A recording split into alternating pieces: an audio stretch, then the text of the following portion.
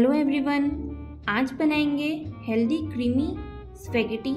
तो चलिए शुरू करते हैं। सबसे पहले बेकिंग ट्रे पर लगाएंगे बटर पेपर और उसके ऊपर रख दें 2 रेड बेल पेपर। इनमें से बीज निकाल दें और ओवन में बेक करें 250 डिग्री सेल्सियस पर 20 से 25 मिनट।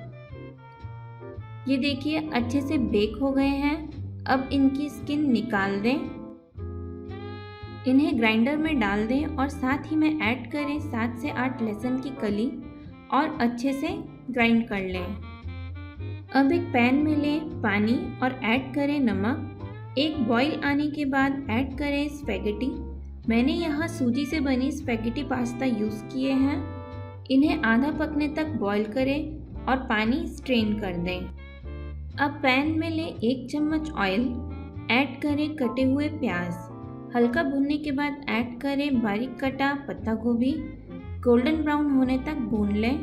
इसमें आपकी पसंद की कोई भी सब्ज़ी ऐड कर सकते हैं। अब ऐड करें ब्रोकली और पालक।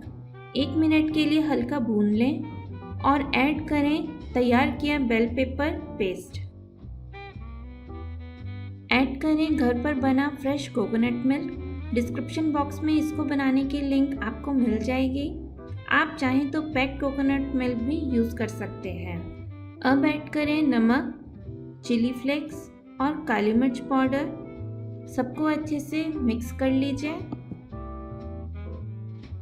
अब ऐड करें कटा हुआ खीरा, इसका टेस्ट बहुत अच्छा आता है, और स्पैगेटी, और सबको अच्छे से मिक्स कर लीजिए और अच्छे से पका लें जब तक पानी एब्जॉर्ब हो। रेडी है स्पैगेटी, गर्मा गर्म सर्व करें। तो लीजिए रेडी है हेल्दी टेस्टी क्रीमी स्पैगेटी। ये रेसिपी आप ज़रूर ट्राई कीजिए, ये बहुत टेस्टी बनती है। Bye bye.